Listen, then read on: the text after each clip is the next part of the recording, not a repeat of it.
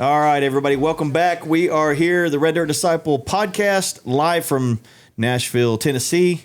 Actually, technically, we're in Mount Juliet, but we're close enough to Nashville. We're calling it Nashville. Let's go. So, we're here with Kevin Thomas, and as usual, we're going to talk a little bit about our sponsors that sponsor this podcast for Kevin. And the first one is D4C, which is it's Driving for Christ Radio. It's founded by Pastor Nate Hunt from Missouri. He started this while he was a truck driver over the road, and it's still up and running today. Has lots of listeners, and I actually DJ'd for this radio station a couple years back for a little while, short time, and decided that that's not where my heart was. So here I am. I have a podcast now. D4C is Driving for Christ Radio. It's faith-based Christian music. So go give them a listen. You can look it up on what is that? I forget what it's called. Just type in D4C Radio or Driving for Christ Radio. You'll find it. I think it's Soundbox. I think something like that. So does that sound right? Yeah, Soundbox I think is what it's called. But if Maria's in the chat, she can definitely throw it up there. She knows what it is. We've talked about it. So anyways. All right. Sponsor number 2 is Eminence LLC, the powerhouse behind Function Junkie Productions, known for crafting sonically rich, emotionally charged music. Eminence is more than just a production company. It's a movement rooted in authenticity, West Coast flavor, and global ambition. From mixing and mastering to full-scale production, Eminence LLC has quietly built a reputation for quality, consistency, and cutting through the noise, one track at a time. Let's go. You know, being in Tennessee, we had to have a studio in there, right? Yeah. But we can't forget the best studio, and that's Soul Found, and that's where we're at right now. So Woo-hoo. You really, we got to get shameless plug. There we go. Yeah. So, Kevin, welcome in, man. Yeah, man. I appreciate y'all having I'm me. glad you could make this, dude. It was kind of, I was full up. Would really love to have had you anyways. And it just worked out where I had a cancellation, and I was like, no, I'm going after Kevin. Yeah. So, well, when he texted me and said Kevin Thomas, I said, yes, go get him right now. So yeah, I hit her. I was like, I'm hollering at your boy. yes. Yeah. So Hi, buddy. Mondays are usually the days that I'm home. If I'm, Yeah. and I just got home last night. Yeah. From South Carolina, so on the road down there. So it worked out good. And we talk a lot about on my show about timing and God's timing, and just things just seem to fall in place. And we talked. Andrew was in earlier, and we talked about just kind of let go and let God, and things just happen, right? And yeah.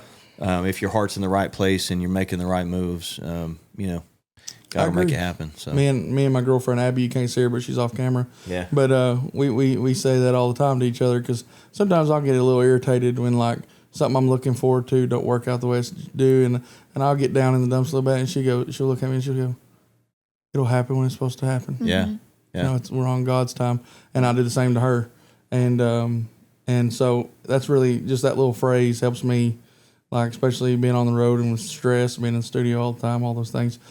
Being able to just have that little phrase that we can just tell each other, and it instantly just kind of sheds it away. That's good. We stuff, love man. Abby, Yeah. by the way. Yeah. She's great. Wouldn't be able to do it without her. That is Yeah. very, very, very true. She's kind of like she's my Claire. So if you guys know me, I have Claire, and Claire is my person, my go-to. And so Abby's like, I'm like, you got a piece of gum? You got a phone charger? You got some water? Like, she's all those things. So those people that you guys don't see are just as important as we are. They keep us going. So very much so.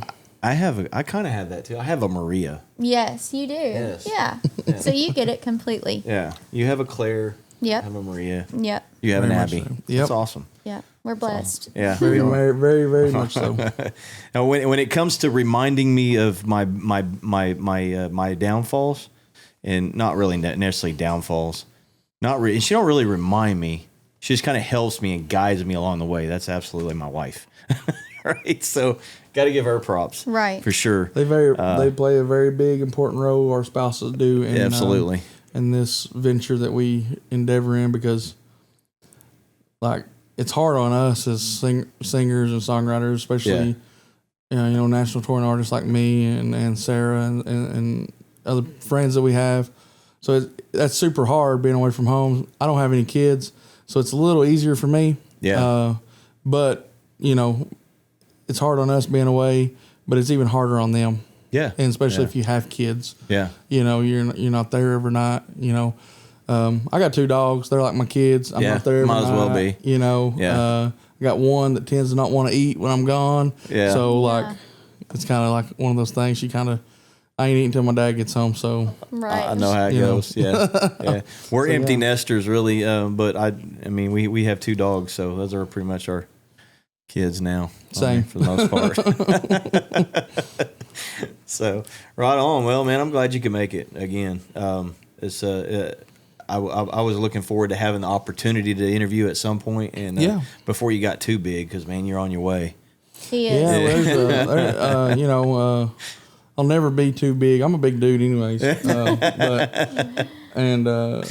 I'll never be too big that way. Let's put it that way. Right on, man. I love the humbleness. Here we go. That is. I mean, it's just my whole life I feel like I've been put on the back burner. Yeah. With anything I do, and I feel like a lot of artists do too. They feel like, especially local where they're at, when they first start out, they feel like they can't get gigs. They feel like people overlook them and don't give them opportunities and things like that. Yeah. I think we all go through that, but I've definitely went through that through anything, sports, growing up. I felt like I was always pushed to the back. Yeah. And when I'd done music, I told myself if I want to be in the front, I got to work. Right. And so I worked really hard. And because of that, I always treat people nice and humble, and I treat them as if they're the center. Yeah. Not me. Right. Because I know what it's like to be put in the back. Yeah. Especially if I like you. If I like you, I'll do anything in the world for you. Yeah. Give you a shirt off my back, would it be like a trench coat on? It kind of be like, if I'm cold, maybe I'll, keep me warm. It'll wrap around you a couple times. Sure. That's awesome. My wife and I were talking about that the other day about, we were going down the road and I was like, it's crazy. I'm sitting here thinking, it's, you talking about back burner and local and kind of not feeling like you have the support of your own area. Right. And it's kind of the same way in the podcast world, because I have a bigger presence here than I do in my hometown. Like people don't even really know who I am there. It's crazy. You will until you start doing big things. Yeah, yeah. The locals, the people, usually the people closest to you are the last ones to follow suit. And that's a sad statement. No, you're right. That's the truth. You're right. I've seen it time and time again. I go out of state and, people, they treat you like royalty almost. Yeah. But you at home play a show and everybody's just like, oh, that's just Kevin. Oh, that's just Kevin. Yeah. Yeah, whatever. Yeah. We grew up with him. We've heard him play a million times free while we're going to pay $25 ticket to see him. Yeah. You know what I mean? So it's like, but you go out of state, and then that's kind of why I indulged in social media the way I have, is because social media, gets you in front of a lot of people quick and in a hurry. Yeah. And they don't know who you are. Yeah.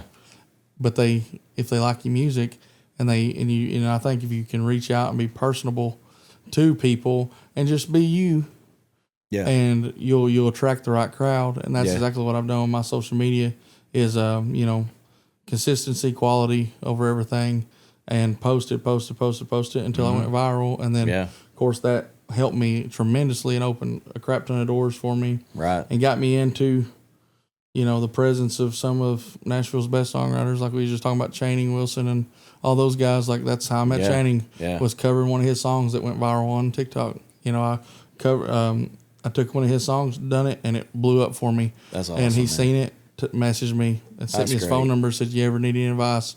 Holler at me. I'm here for you." Yeah. And that's wild in itself, because a lot of people with his resume don't reach down the ladder and pick up people like me. Yeah. Yeah. But. Are they watching right now? He's probably playing a show. He's probably because that's what he was doing. He was at a benefit before when I was hanging out with him and Drake White and all them. We was at a benefit for a mutual friend that his wife is going through she just got diagnosed with cancer. So they're having a benefit. There's a big bunch of great guys, man. Great guys. I've never met any of them, but I've heard so much about them. And Drake White to me has always been underrated in my opinion. Like he's a great writer. Yes, he's absolutely. wrote a lot of outlaw stuff. Yeah. Like I'm cutting a song that Drake White and Channing wrote together called "Don't Tread on Me," and it's very outlaw. And you would hear me do it, and you'd be like, you would never think Drake White wrote that. Yeah. You know, because you hear his stuff. But it's the same way with Channing. Yeah. Like, obviously, Channing's wrote, you know, for Riley Green, Luke Combs, Jason Eady, Right. a lot of big artists. And the songs he writes for them ain't a song that Channing Wilson would put out. But you go listen to his songs that he's put out, me and him, it's not much difference in me and him when it comes to sound and what we preach about when we sing. So Right on. it's a lot of the same. So I think that's pretty cool that, you know, that these writers are so versatile. They can write multiple genres and make them go platinum, you know, and stuff like that, and then still write the stuff that they want to put out. Yeah, absolutely. You know? And I think that's what a writer is. To me, you know, I don't consider myself a writer. I'm a novice writer. Yeah. I write okay. Yeah. I like to co-write. I just love it because I like to connect and network. Yeah. But I'm okay at it. I'm not like no 3 or 4 songs a day kind of guy like some writers are. But I write decent enough to get by, I guess. You know, you talk about networking and stuff, and we're talking about songwriting and stuff. And I think, you know, Terry Jo Box actually kind of said it best at a writer's camp I was at back in January. And she said, you know, you have your tribe, right? And in songwriting, they refer to each other as their tribe. Mm-hmm. And it's fun watching your tribe grow and see the different paths that they may take in their careers, and but they're always there to support each other. And so I really liked that tonology and the way she said that. You know, it kind of resonated with me. I'm like, that's kind of cool. That's kind of cool. You know, if you write a song together and it goes 10 hex platinum, probably gonna try to write another one. You know, right, you know, kind of thing. Yeah. And that's kind of, you know, like Big Rob Snyder. He met him tonight for the first time as well, but he's the one he co-wrote with Channing and Luke Combs on "She Got the Best of Me." Mm-hmm. And Rob Snyder's a big writer too, and him and Channing's like this. I mean, they're best friends, right. And they write together all the time. Dave Kennedy is another one that writes with Channing, and he's a great guy. I met him tonight for the first time and stuff. And you know, sometimes, like especially in the lower levels of the industry, like in the levels what I would say I'm at, Sarah's at, like, you know, not in the lowest tier, but right there in the middle somewhere. Right. A lot of times you get those, what you said, a tribe, you know, and they don't want to bring nobody else into that tribe, and don't be like that, because I feel like, you know, you never know who you'll come across, and I try to work with anybody and everybody. If I believe in their music, I think they're a great writer, I'll write with them, and even if I don't think they're the best writer, if they're a good person, I'm going to sit down and write with them anyways. Amen. Because I believe in them, you know. I believe that hard work, being a good person, and a little bit of talent to get you a long way than a lot of talent. Let's go. And being an asshole, you know. You know, to me, that's me. That's how I believe, you know. No, and it's a good belief. You know, you come to Nashville and everybody's talented, you know. Right. I walk into the room and I'm probably the least talented dude in that room most of the time. But I don't know about that. He's being humble right now. No. We've been friends for a while, and I know that to be not true. That's the way I feel, but you know, it's. How long y'all known each other? Goodness, 6 months, 6-7 months. Yeah, we met through. So my bass player Justin.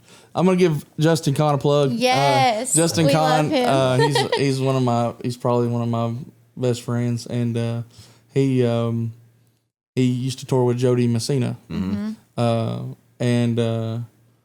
and so he plays bass for me, and he plays for Sarah as well. Yes. Yeah. And that's kind of how I knew about Sarah before Sarah knew about me. Yes. Yeah. Because of Justin. But I never, you know, you hear people's names and you just never, you know. And then one day I was just like, all right, we're looking this woman up. My bass player's playing for her. I'm going to figure out who this woman is. Yeah. So I look her up and I'm like, Okay. All right. Yeah. She got a little What's something. funny is though that I had already looked at him too and was like, "Oh, that guy," and then I thought he was someone else. So for y'all the was stalking longest each time. other then. We I see were, how- we were a little bit, but I think yeah. every musician does this. Right. By Yeah. the Well, way. let me say this too. I was going to say this earlier when we were talking about social media and you were talking about how you treat people.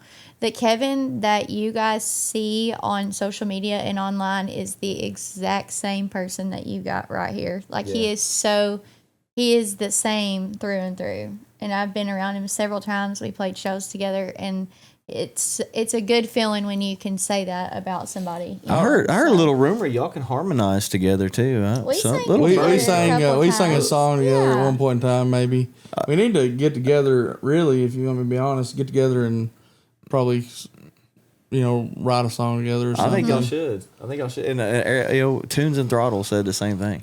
Yeah. Eric. Did. Yeah, he's Eric's in a here. good one. He's in here Eric's a too. good feller, man. He Yeah. hosted me up in Illinois. Absolutely. Yes. And made me feel like a king for a weekend. Yeah. And the dude was very generous and They were amazing. amazing people. Big shout out to him because this is the kind of person that Eric is. I had an artist drop out this week. He's not going to make it. Mm-hmm. And he happened to be the artist that Eric was sponsoring. And he was like, "Well, what are we going to do, man?" He calls me immediately. And I'm like, I'm going to get somebody to fill it in. We'll be good. And he's like, I got your back, man. Like, that's the kind of person he is, man. And that's the kind of network we've built together is, he's like, you look out for me. I look out for you. Kind of, I guess he's part of my tribe. I guess we Yeah. could say, you know That's what I'm what saying? you gotta do, So, big shout out to Eric over at Tunes and Throttles, guys. If you don't follow Tunes and He Throttles, is in the yeah, chat, so if you guys want to pick him up, you Yeah. can do that. absolutely, Very much Absolutely. so. Definitely should. Well, why don't you show us some of this non-talent you say you have? Okay. He said, "Okay." Well, okay.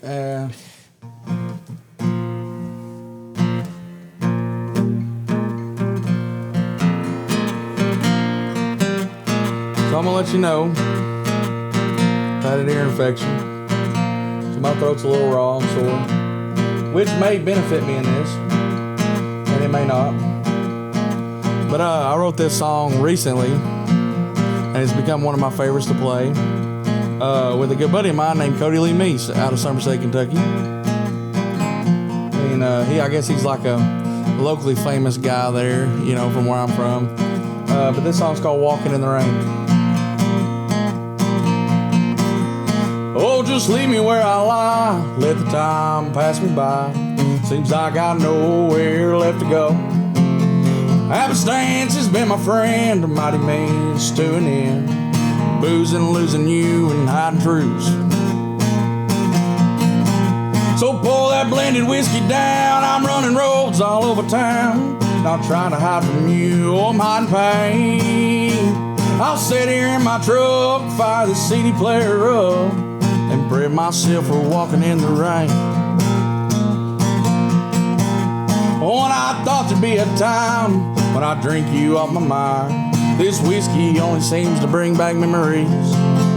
While the tears start to flow, think about what was once a home and how it felt not walking in the rain. So pour that blended whiskey down, running roads all over town. Not trying to hide from you, oh, I'm hiding pain. Well, I'll sit here in my truck, fire this CD player up, and pray myself for walking in the rain. So I'll sit here in my truck, fire this CD player up, and pray myself for walking in the rain.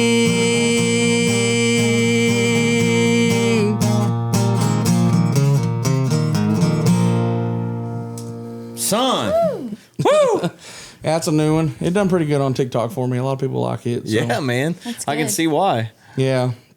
I like it. It's a good little honky. I like it. I even looked over at John over there, and he's over there, got that face going and everything, boy. Yeah. Oh man. It's good stuff, I got man. to play around with Cody not too long ago. He's great. He's You know, great. the one thing about Cody, man, and I'll give him a plug here, is there's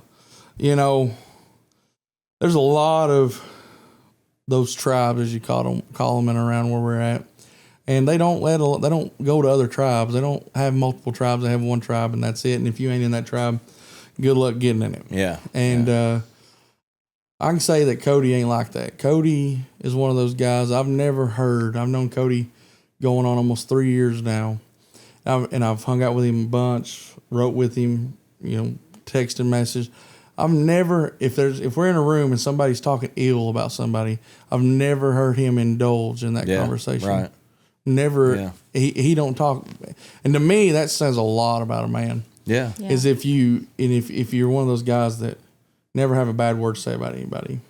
You might have your opinion on them, but you're not going to go and blab it out like a lot of people do. Yeah. Mm-hmm. Yeah. And that right there showed me what kind of person Cody Lee Meese is. Mm-hmm. And because of that, I'm very honored, very grateful to call him a brother, a friend. Right. So Cody Lee Meese, go check him out. Yeah. Can't Never Could's is one of his biggest songs. Go listen to it. It's good too. It's a good song. Yep. Great song. Not my favorite. Cody knows my favorite because it was wrote about me, but we ain't going there. There we go. So you just I know you couldn't talk about it before when you were on Tunes and Throttles, but I think you can now. You just signed with a label. Yep, just signed a record deal.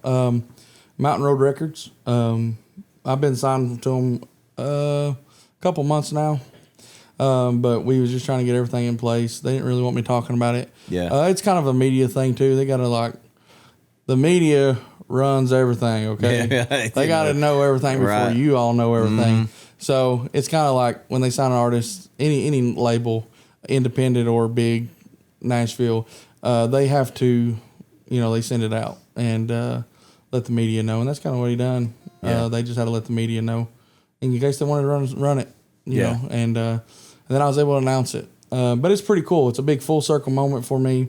It's with Mountain Road Records. Mark, he's out of he lives in Cincinnati, but he worked with Atlantic for 40 years, and he still works with Atlantic. Okay. That's kind of who he's kind of. It's kind of like an independent Unofficially, label for them. officially say Yeah. he's like with Yeah. Atlantic. That's it's kind of like Atlantic, pretty much Atlantic, and he pretty much upswings all contracts up to Atlantic. So once you get he's in the artist development kind of thing, and he's developing me. And Mark, man, has helped me so much in my career. He's my go-to guy when I have business stuff I need to talk about. Right. That knows the business and knows what I should or shouldn't do. Yeah. And now that he's got skin in the game with me, he's more like, all right, man. Yeah. So he keeps me on my toes, and I love Mark because he shoots me straight and don't sugarcoat nothing. And I think that's very valuable in this industry is to have somebody that is there that don't say, oh, man, you're great. You mess up and you ain't doing good. He tells you, hey, man, let's pick it up, dude. You got to do this, And that's a good person to have, and that's Mark. But it's a full swing moment for me. Mark was the producer for the Pokemon theme song, which I thought was really cool because of me, as you can tell. This is my childhood. Yeah. I'm a 90s baby, and I grew up watching Pokemon and Naruto and all those cats, and I'm an outlaw, but I'm a nerd. And that's always how I'm going to be. And so it's kind of cool. We all have our nerd things that we're into. Oh, for sure. So it's kind of cool getting to sign to a label that produced. Yeah.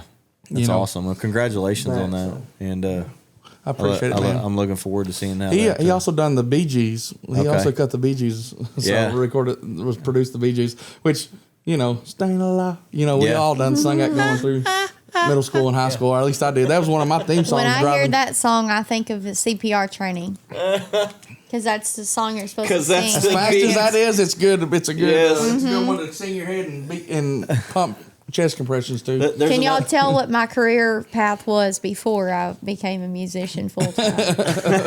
Might have been in the medical field. I actually just finished CPR training with my job last week before I came here. So yeah. Oh man. Yeah. Did they make you sing the song? No. Oh, okay.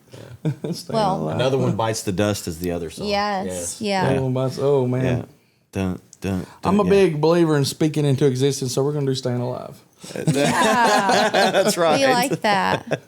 We like that. Very much so. It is CMA Fest week, so Yeah. some people might be needing that good juju out there. That's right. I was supposed to play it, but I'll be gone, unfortunately. I had somebody reach out wanting me to play some shows down here in Nashville. But unfortunately, I'm already booked and I'm going to be out of state, so didn't get to work out that way. But It could be not unfortunately. It might be a good thing. Might be. Yeah. yeah, I mean, I ain't gonna lie, I stay away from Broadway. Just might not. I'm as much as I'm a people person. Yeah. Music has made me very antisocial because I'm around so many people Yeah. that when I'm home, I'm home. Like Yeah. I like to think that I'm 24/7 busting butt all the time, but when I'm home, I like to be at home. Right. You know, Yeah. when I come off, at least that first day right after. Yeah. You know. It's a decompression. I'll be honest phase. with you, dude. I was down on Broadway for a day this week, and I'm just I got to go back on Saturday. I'm like, oh man. Oh man. Yeah. I'm going Saturday, 3 to 5. I'll be doing street interviews for CMA. I'm So, also. fun stuff. I'm also fat, and walking up and down Broadway is not good on a fat guy. So I tend to stay away from things where I have to do a lot of physical manual labor. I like to sit in a chair, hand me my guitar, and let me do my thing. Yeah. As long as I'm getting go-karted there. So, and there ain't no go-karts in downtown There ain't no Nashville. no go-karts There's scooters, there. but Yeah. I'm a buoyant guy, not a balanced guy. So it's kind of how that works. I hear you, man. I hear you. Very much so. It looks like you're setting up for another one over there. Oh, I was just, doing whatever. You can place another one if you Yeah, I'll want. play one. I ain't going to play one of my songs. I'm going to play a Channing Wilson song, actually. Well, let's go. This is one of my favorite Channing Wilson songs, and this is one of the songs that he heard me play that went viral that he reached out to me about. Are you open for questions in the chat? I'm open for whatever Okay. you want to talk about, So- buddy. I'm open book. We're going to do some questions in the chat after this song, guys. So if you got some questions, go ahead and start putting them in. Awesome.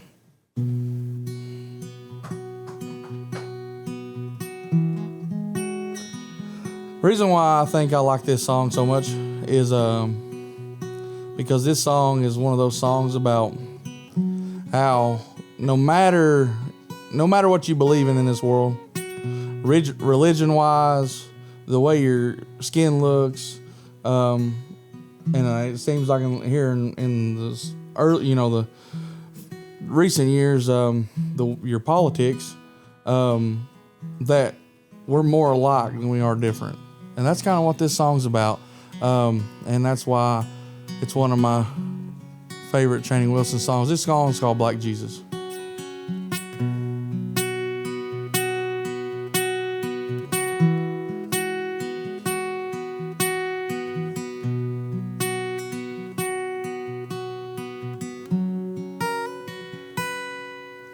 Oh, I was 18 working on a road crew in Georgia.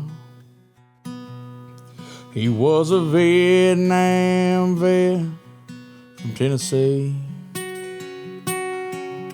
Well, he held the post while I drove the hammer. Rain or shine, side by side, 5 days a week. And he taught me the blues, and I'd sing for him an old Merle Haggard tune. He'd say, boy, the only difference between us is your white and my black Jesus.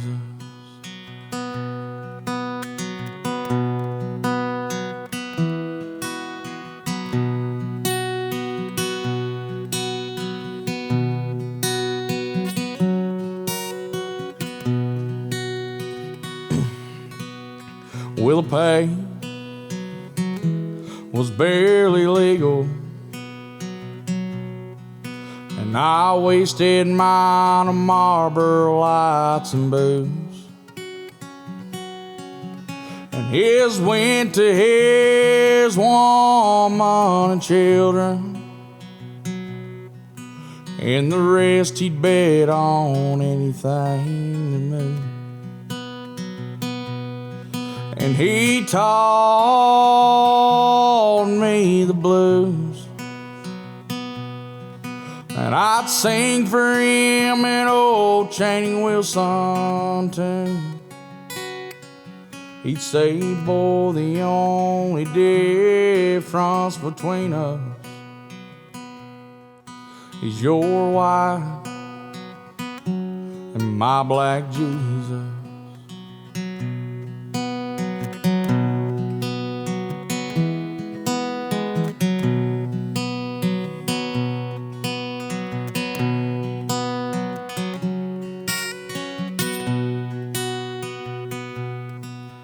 Well, I woke last night to the sound of thunder, and my mind drifted back to that old man.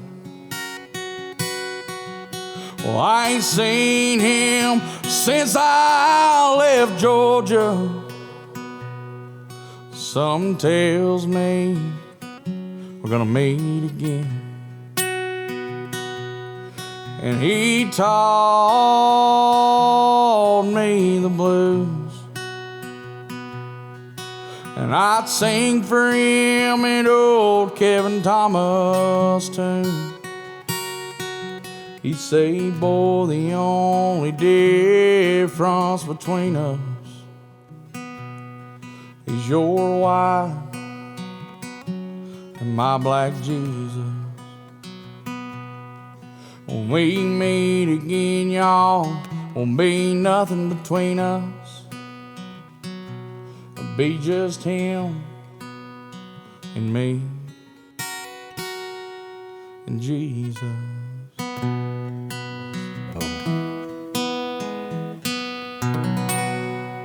Yeah, man.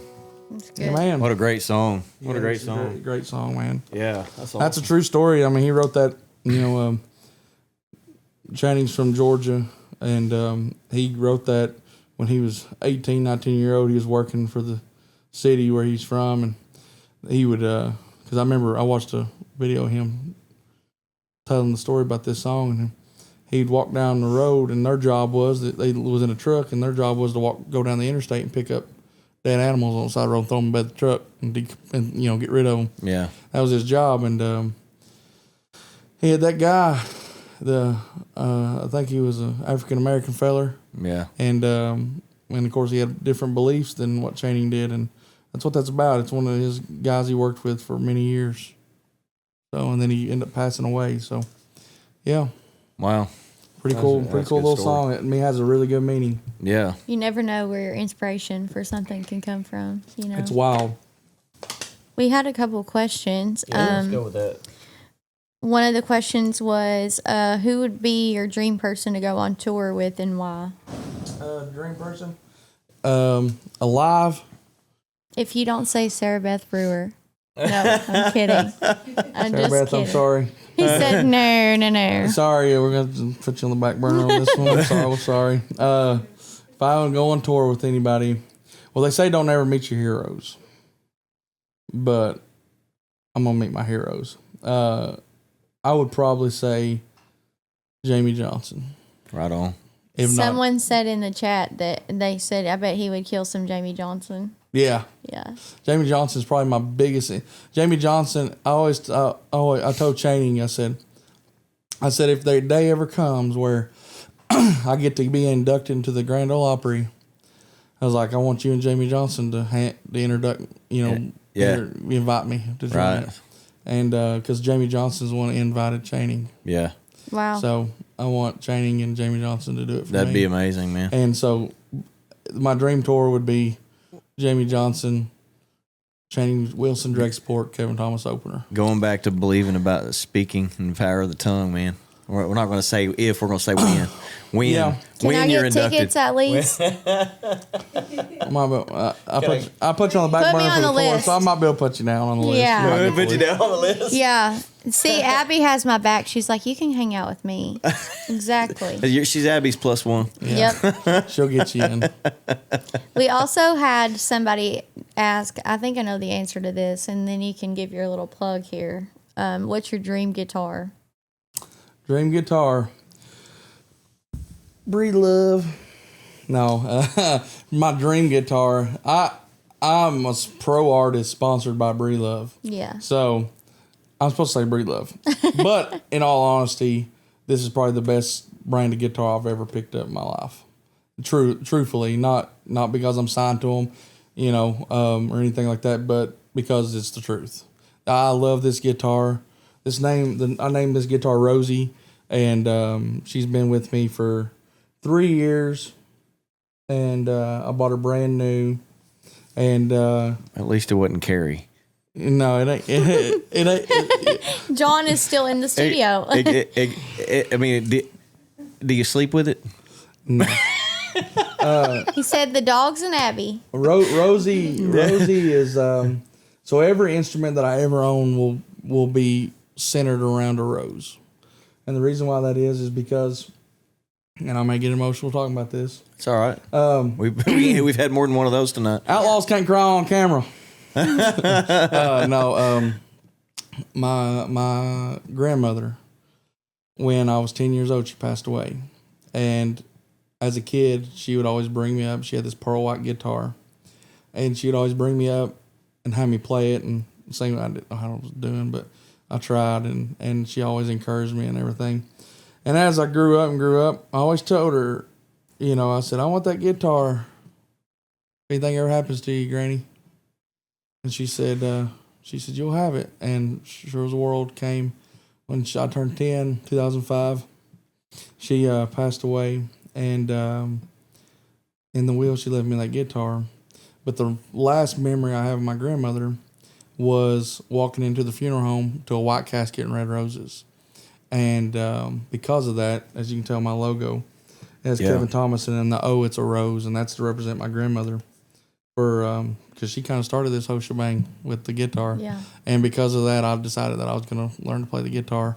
And she wrote a note out for me, and I carry it in that case with that white guitar, and that was in her will. And because she's got a bunch of grandkids, I'm not the only. And she said that out of all the grandkids that would probably do anything with this guitar and be able to be successful with it, it'd be me. And how she's seen that in a 10-year-old kid, I don't know.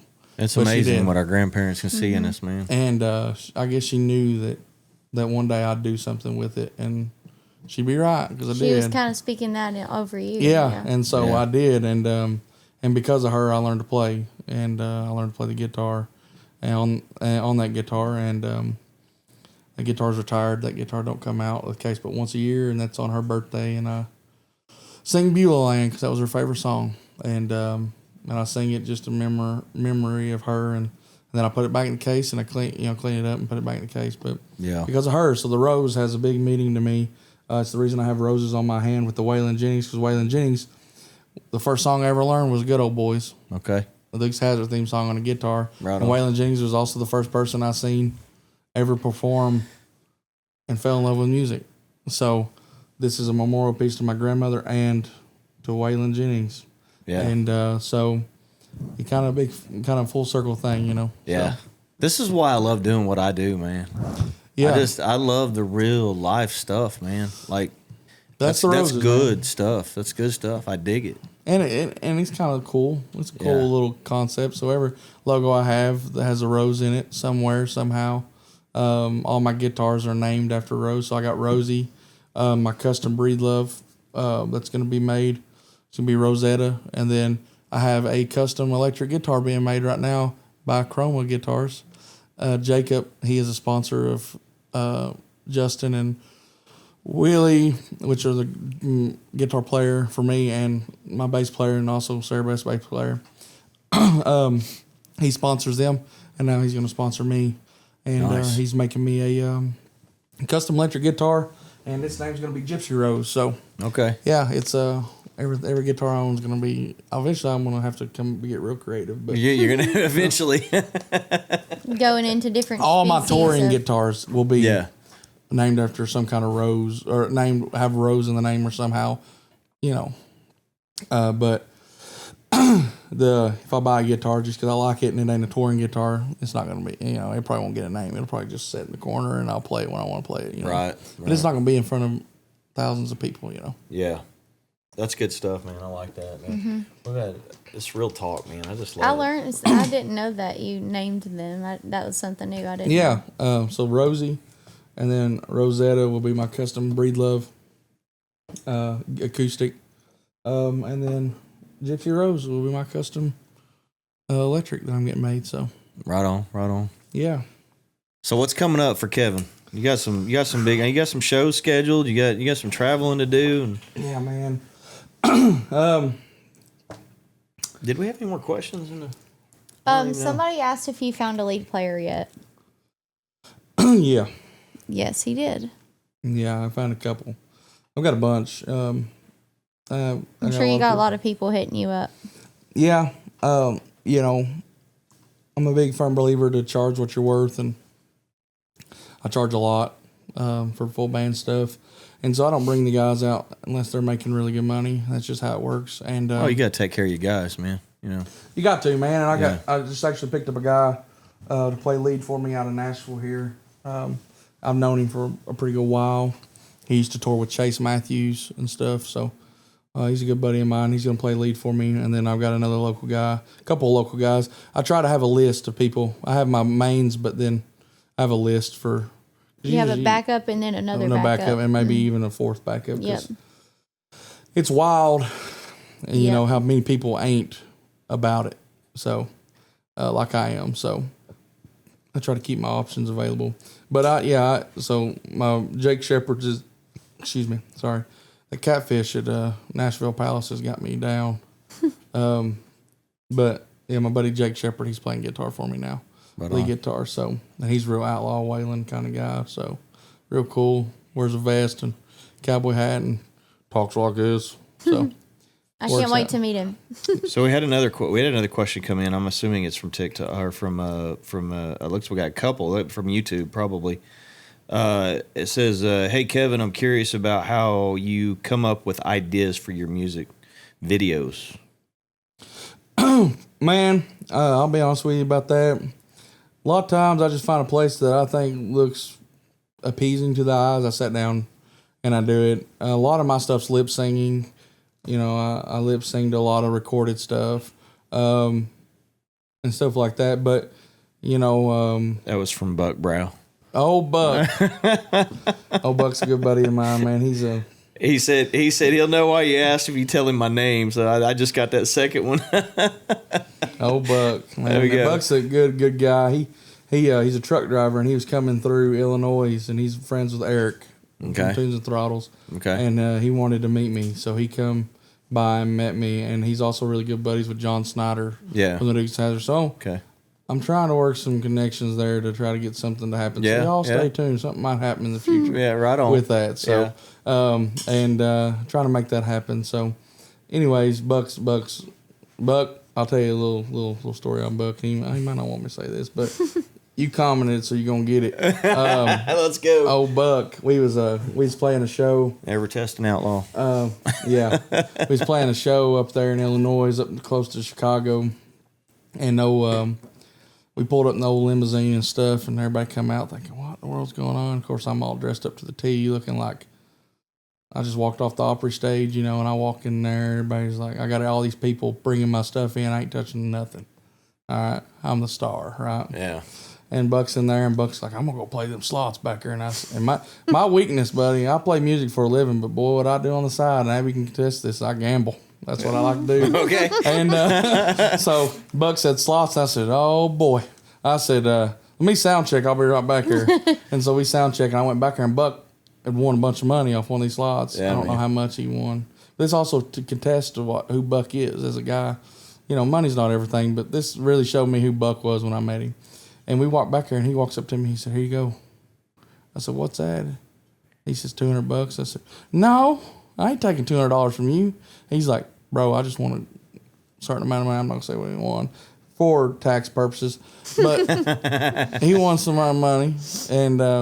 And he said, "Here's $200." I was like, "Buck, I'm not taking no money from him," but he forced me to take it.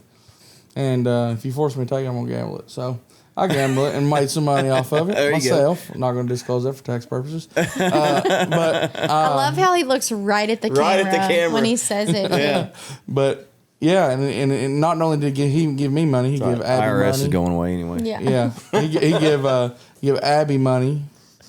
He gave, I think, about everybody in our party money. Did he not? I know he gave Gatlin money and A bunch of people in our party money. We had like 10 people. That limousine was packed, son, to the brim. With That's people. hilarious. And so, and we had a big old Tahoe Suburban, whatever, with all my stuff in it, packed with people too. So, like, there was a bunch of us that rolled in there. Yeah, man.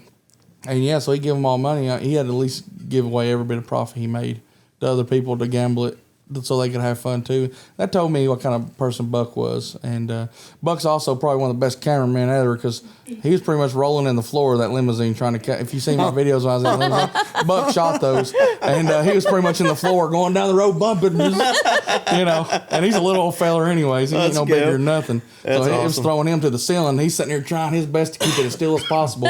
And so I was trying not to laugh while lip singing to that stuff, but Buck, he's like, I got you, brother. And he's sitting there just, I love that. so Buck's a good one, man. Buck, That's love awesome. you, brother, man. Never forget the behind the scenes, folks. No, I'm telling you. and Buck's always got a seat at my table. So I never been much of a gambler, man. I'm not good at it. I always lose I ain't more either. than I think. I got a buddy. One of my best friends. He runs a directional drilling company in Oklahoma, and he travels all over. He'll go directional drill anywhere. But that dude, man, we go on a cruise or something together, and he's got. I can't remember the last time he actually paid for a cruise, because he always gets comped free cruises because of the amount of money he spends in the casinos. It's crazy. I had a I'm few like- buddies that done that. I don't ever spend that kind of money. I'm very responsible. I make really good money doing what I do. And Jason, if you're watching, I love you, brother. I make really good money doing what I do. And, it irks me to go into a gambling hall or anywhere's casino, and I might lose $400 or something, but like, I'm not going in there and dropping $2,000 or something. That's never gonna happen. Right. But I might go in there and lose $400, but it ain't every night either. We'll go in every now and then. It's like, I got $200, and when it's gone, it's gone. Like That's what I do. I That's what walk we right say. out. We say, Yeah. this is what I got, and I might have $2,000 in my pocket, but I walk in there and I say, I'm not spending. I'll look at Abby and I go, I'm not spending more than $400. Yeah, And I spend that $400. She's like, let's go. yeah. And she keeps me in line. So Yeah. we go. Make him walk the line. God bless her. Yeah. And if I win money, so I take $400 in there and I make $1,000, I'd say, okay, I'm going to spend it down to $800. And if I lose and get down to $800, we walk out. Yeah. That way I walk out a winner. There you go. There you go. That's the the way to key do it. to not, overspending. It's very easy to do that. They're meant to keep you in there pushing that button. So Tell me that you give her a little bit of that cut, though. my normal joke I can't say on this. Okay. You can tell me after. you don't want to. That's funny. But it's she gets a cut. Let's put it that way. Alrighty. We're gonna keep it PG now. Yeah, it's PG. We ain't going any further. Let's go. You never know what you're gonna get with Kevin Thomas. Yeah, you never know. You Never know. never know what Great. you're gonna get with Red Dirt Disciple either. Oh, you just never know. Off man. the wall stuff comes out of my mouth sometimes. I ramble, and I'll say something, and then we'll get done with that conversation. 30 minutes later, I might bring it back up and go back into it. So you just never know. But yeah, that's just how that works. Oh man, you got another one in us? I know your throat's hurting, but Yeah, if you got one more in you, we'll take it. But if not, I understand. if we're gonna do one more, I gotta do the song. So, but I done one song I wrote. See, my voice is. Yeah. I can But this tell. one's pretty easy song, and I actually done sang it today at the Nashville Palace. So Those ear infections are a What'd you monster. think about that place? it's cool, man. They have real country music in there, which I can't say that for every place in Where was Nashville. Nashville Palace. Oh, National Yeah, Palace. they have real country music in there, and I can't say that for every place in Nashville. So. Yeah. I got to play there 2 weeks ago. It's Real nice. cool. There was the guy who wrote "Tequila Makes Your Clothes Fall Off" was there. Elvis's backup singer was there. There was a bunch of people there, wasn't they? I actually got to see Graceland on the way up here. We stopped in Memphis. That was, Yeah. that was pretty Smell nice. like mold. Yeah, huh? It smell like mold. No, not too bad, really. I always heard it smell like mold. it smelled. I mean, hey, my 85-pound giant schnauzer got to leave a little something in the backyard. So, I'm kind of proud of that. Left your mark. Left your mark there. Old fertilizer, ain't nothing wrong with that. Even the greenest grass needs that. So I can tell everybody my dog did her business on Elvis's backyard. Elvis's backyard. So, Oh my goodness. So you know what, man? I can tell you one thing about you're talking about. I think it was John that was talking about the people in Nashville and the friendliness and the brotherhood and I kind of have to attest to that. Going back to like going through Memphis, man, I can count on one hand how many nice people I ran into in Memphis. Like it's a different world in Memphis. It is. Yeah. It's crazy. It's night and day difference. Yeah, I like to keep everything as much positivity as I can, but it does seem like So it's as just much as I travel, seems like the bigger the city I go to, the less friendly people are there. I lived in Houston for 7 years. I met more nicer people in New York City than I did in Memphis. That's wild. That's crazy. Because I do not like New York City. I don't either. You're from New York City. Upstate's cool. New York. Get out of here. Get out. Get on out of here. Yeah, I'm not no big New Yorker. Mainly because you got to walk everywhere. Yeah, And right. I'm fat. Yeah. So it don't work out, and it's super expensive. Mm-hmm. And they make fun of me for the way I say ice. I had to say it right that time. Yeah. How do you say it regularly? I probably can't say it now because I'm toned into saying it correctly. Okay. Since that moment Ice. that they made fun of me, Ass. I said, "Can you give me a glass of ice?" And they go, "What? Eyes?" I'm like, "My goodness, ice." And they're like, "Eyes." I'm like, "Cubes, frozen." I see. They said, "Oh, you mean ice, sir?" And I was like, "Yes, yeah, that's That's it." great. Yeah, That so happened to me in Indianapolis one time. They were like, I asked for sweet tea, and they were like, we have like hot tea that's not sweet. And I was like, no. Oh, yeah. No. So, I understand. yeah, I don't know, language barrier. Now I went to South Carolina last weekend, and them people was some of the nicest people ever, but they definitely had like a Louisiana accent, didn't they? Very, very like coos. They called coos, Oh, yeah. like that kind of stuff. Yeah. And I heard that close to the Louisiana line when I lived in Houston a lot, like that, almost like Bayou talk kind of. And they had a lot of that over there. So it was hard to understand them sometimes, but coming from the Appalachian Mountains, you kind of learn to listen and be able to, I guess, depict people that can't really talk well. So Right. but I made it work. But yeah, it's kind of crazy how different places just have the dialects so different. Yeah, absolutely. I'll be in Idaho this year, playing a three-day big festival with it's called Valley Music Fest. I'll be opening up for Josh Malloy, and I can only imagine what people are going to sound like there. So we're going to figure it out, and they're probably not going to be able to understand a word I say. But Like, what do you say? maybe they'll know my music though enough to sing along or something. Well, you're there for a reason, man. Yeah. You're there for a reason. So, Yeah, man, it's gonna be a good time. I'm looking forward to that a lot. I actually met Kobe Acuff tonight too at that place, and he's on there as well. If you don't know who Kobe Acuff is, I like his music a lot. He's got a song called "If I Were the Devil," and he preaches, man. right on. Really preaches. So He's good. All right. yeah, Check it out. Yeah. check it out. Yeah. But yeah, I'll sing this song for you let's here. I have this song out on all streaming platforms. This is the song that really done it for me. That really opened the doors.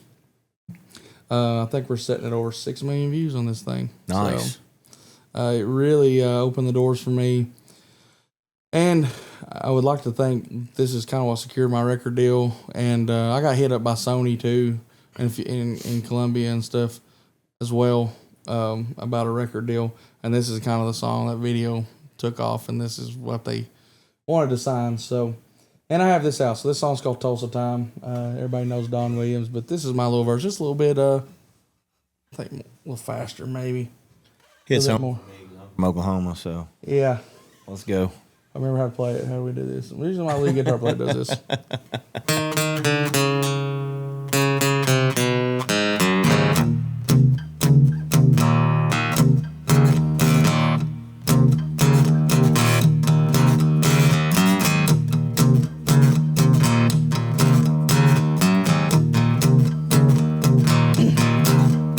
Well, I left Oklahoma, driving in a Pontiac, just about to lose my mind. I was going to Arizona, maybe on to California, where the people all live so fine. My baby said it's crazy, my mama called me lazy. I was gonna show them all this time.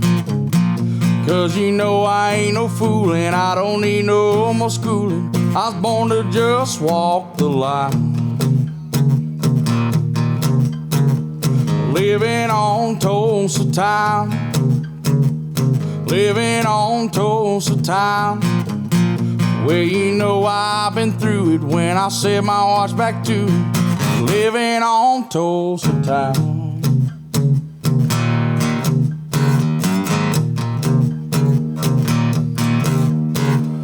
There I was in Hollywood, wishing I was doing good, talking on the telephone line. They don't need me in the movies, nobody sings my songs. Guess I'm just a wasting time. Well, then I got to thinking, man, I'm really sinking. I really had a flash this time. Had no business leaving, nobody would be grieving if I went on back to Tulsa town.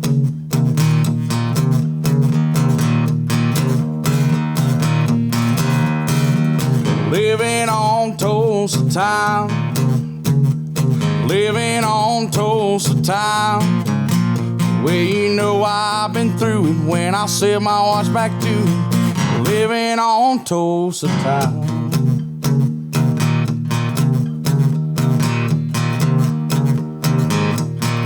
Ah, now y'all gotta listen to this here.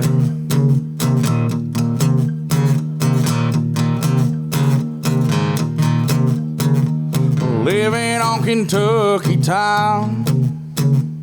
Living on Kentucky town. Well, you know I've been through it when I set my watch back to living on Kentucky town.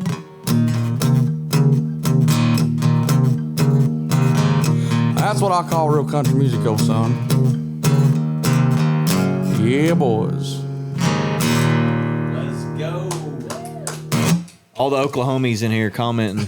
I was trying not to sing into the microphone and sing some harmony with you on that. You should have just went ahead and done Good. it. Should have done it. Should have Whatever. done it. My voice ain't 100%, but we'll make it do. You sounded great. Thank You did good, brother. Appreciate it. I sung it today at up there at the Nashville Palace. A woman named Pam. I can't remember her last name. Huh? Pam Miller, I guess. She had me, and I met my buddy Cody Glenn Cox Okay. up there, and we hung out. And I'll be interviewing him in July. Yeah. I met him down. He's down here tonight, and I met him there, and we ate some catfish together, and just networked together and talked about some stuff. Talked about some things that we got coming up, and they said, "So you boys in the cowboy hats, where you from?" And I told him, Kentucky, and he said he's from Tennessee, and they said, "Oh, okay." And he's like, "Y'all sing? What do y'all do? Y'all truck drivers?" Like, no, we're singers. And he's like, "Y'all sing really?" And we're like, "Yeah." They're like, "Y'all want to sing one?" I'm like, "Cody, that's on you, bud," because my throat, it's been hurting. And Cody got up there and, of course, nailed it. He's been on tour with Randy Travis, so he went up there and sung a Randy Travis song and one of his songs, and then of course he goes, "Oh yeah, Kevin sings too," and I'm like, I'm turned around, not facing him. I'm like, Kevin, they're like, "What's your name, Kevin Thompson?" And I'm like, "No, Kevin Thomas." They're like, "Oh, Kevin Thomas, you sing?" And I said, something like that. And there's like, come on up here and sing us one. And I'm like, okay. So I went up there and done Tulsa Time, and I didn't play the guitar, so I didn't do it the way I do it. Yeah. I let them play, and of course they done it a little slowed down version of what I would do. Yeah. I felt like I was Merle Haggard singing Tulsa Time. Yeah. You know, so it was like, it was okay. You know, it was like, all right. whatever. Yeah. It was really weird. I bet. So, but yeah, had a good time, and then went and hung out with Channing and Drake and all them, and Rob. The first time I showed you the video of you singing that to my wife, she was like, "I really like his version. Like it's more, yeah. it's faster. It's Yeah. more.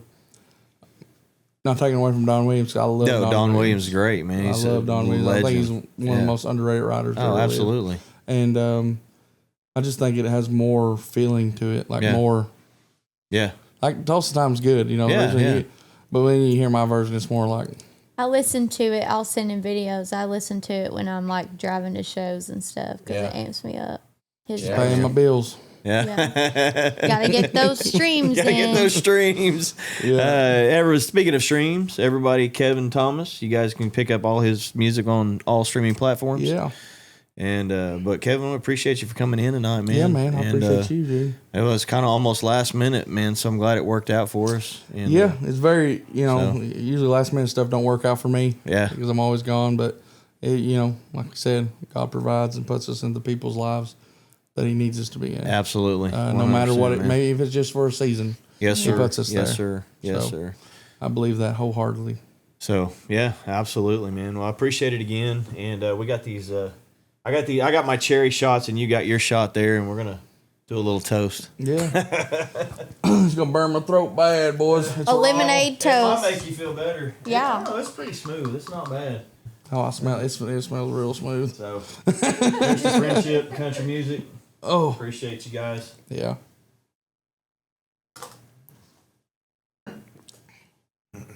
Oh, yeah, ain't bad at all. That's 15 cherries for me tonight. I hope my stomach don't hate me in the morning. Them cherries will, So, that's why I didn't want none, because I have kind of like probably one of the biggest networking opportunities in my life after this show. oh yeah, no, you. So absolutely. I'm like, I'm not going up there messed up because it may not turn out the way I want it to turn out. So I'm hoping this turns into some co-writes with Channing, and I think it's going to, Absolutely. because he came up to me when he seen me. He said, "What you doing, big boy?" He said, "It's been a long time coming, ain't it?" I said, "It sure has, brother. You don't even, because that's like me meeting Waylon yeah, to me. Right, yeah. Like you go to my bio, it says bringing honky tonk rivalry to tears to that outlaw sound. To his biggest inspirations, Jamie Johnson, Merle Haggard, Waylon Jennings, and Channing Wilson. yeah, yeah, That's the big four yeah. for me. There you go. And so getting to meet him, that's like meeting one of my heroes. And let me tell you, they said don't ever meet your heroes, but Channing Wilson, if he's your hero, he is a dude to meet because he's one of the nicest fellers. Like we said, he didn't have to reach down the ladder and say, "Hey, Kevin, I like your stuff, man. I think you got a good work ethic. Bring you on up." Yeah, man. He didn't have to do that for me, Yeah, but no. he did. That's and awesome. I'm looking towards the friendship we're going to have, and hopefully the songs we're going to write. And I'm looking forward to seeing it, man. I'm looking forward to watching you grow and yeah, man, do your thing, man. I'm gonna be rooting you on the whole time, brother. just got to keep growing, Yeah, man. even if it's baby steps. That's right. That's right. If you keep walking across the room, you'll eventually get there. Keep grinding. Yep. Keep grinding. Might be So, doing the worm acrosser, but I'll get there. You might laugh at me a little bit on the way, but we'll get there. Yes, sir. Everybody, we thank you for coming in tonight and hanging out with us, getting to know these wonderful artists that I've had tonight. And tune in tomorrow night. Same thing, 3 artists in a row.